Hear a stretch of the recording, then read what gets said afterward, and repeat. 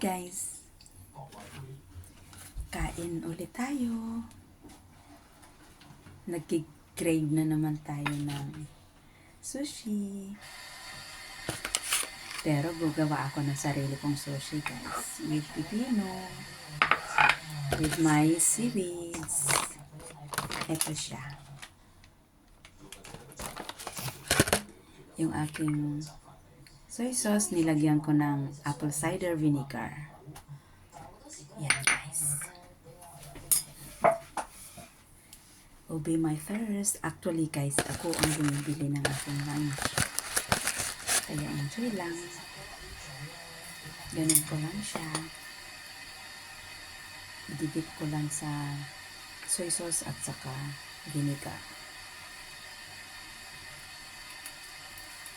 Create your own sushi. Diba?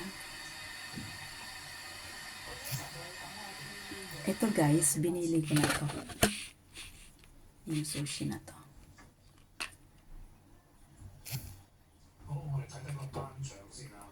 Yay.